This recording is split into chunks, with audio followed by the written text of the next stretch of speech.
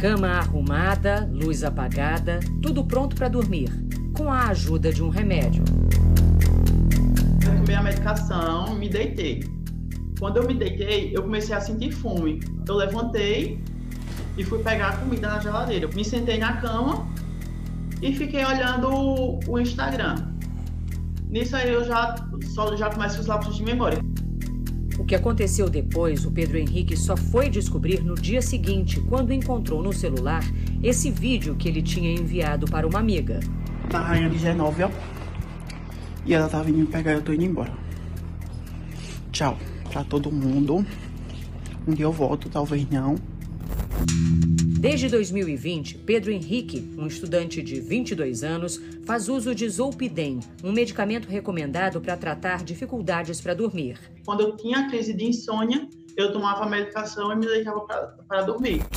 Médicos indicam o Zolpidem para alguns casos de insônia. E a bula é clara: o remédio não deve ser usado por mais de 4 semanas. Esse medicamento, ele não tem o que a gente chama de ação sedativa, ele é um hipnótico direto. Por exemplo, se eu tomo um medicamento que tem uma ação sedativa, o sono, eu vou sentindo a entrada do sono, aquele estímulo. Eu vou bocejando, eu vou sentindo que eu estou entrando no sono. Com o Zolpidem é diferente. O indutor do sono age em receptores específicos dos neurônios que fazem com que o cérebro apague de maneira rápida e de repente. É como se a gente se desligasse.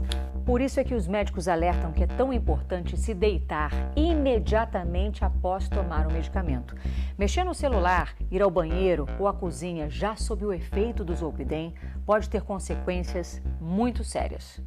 É como se eu tivesse acordado ao mesmo tempo dormindo. Esse estado é muito semelhante ao sonambulismo.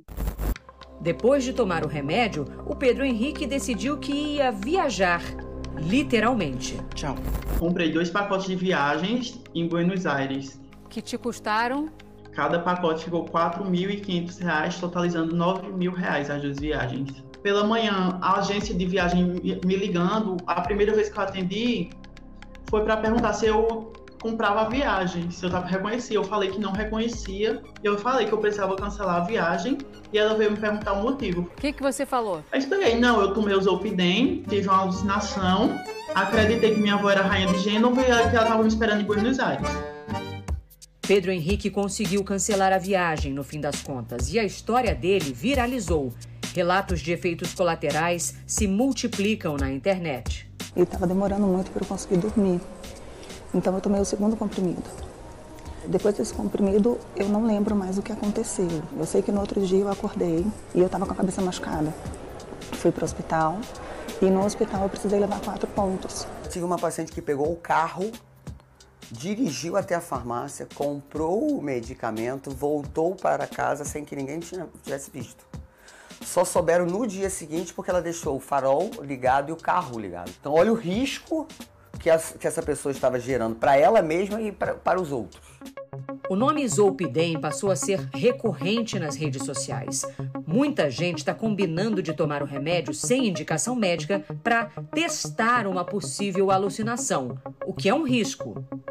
Muita gente faz esse uso recreativo com outras substâncias, principalmente o álcool, e isso favorece um comportamento em que ela pode se expor a riscos, inclusive levando até mesmo à morte. O Zolpidem não é uma droga recreativa. Aliás, nenhuma é. Dados da Agência Nacional de Vigilância Sanitária mostram que as vendas do remédio crescem a cada ano. Em 2020, houve um pico, mais de 23 milhões de caixas comercializadas no Brasil. Existe um risco evidente que é a dependência química. Com o tempo, vão acontecendo algumas modificações nos neurônios dessas pessoas que usam no longo prazo e a pessoa começa a precisar de doses cada vez maiores para atingir o mesmo efeito. Ou aquela dose que ela está utilizando começa a perder efeito. 13 anos ininterruptos de uso de Zolpidem e a Elaine se sente exatamente assim. Eu sou completamente viciada em medicação para dormir. Eu não consigo, de fato, dormir sem medicação. Eu já tentei, mas eu não consigo. Eu tenho uma necessidade muito grande do Zolpidem. Nos últimos 2 anos, ela passou a suspeitar que algo estranho estava acontecendo. E aí eu tenho reparado que há uns 2 anos para cá eu tô tendo muita amnésia. Sumindo coisas dentro de casa, de comida, inclusive bebida, e eu não descobri o que era. Quando eu cheguei na geladeira, na cozinha, eu vi uma lata de leite condensado aberta, praticamente toda tomada, e mais duas latinhas de cerveja aberta. Ou seja, eu deitei para dormir. Em algum momento eu tive um sonambulismo. Além de comer e beber, Elaine fez compras também. Eu não sei como, inconscientemente, eu liguei o celular, eu fiz uma compra de 32 capas de almofada, que eu não faço a menor ideia qual é a cor, qual é o tamanho, nada.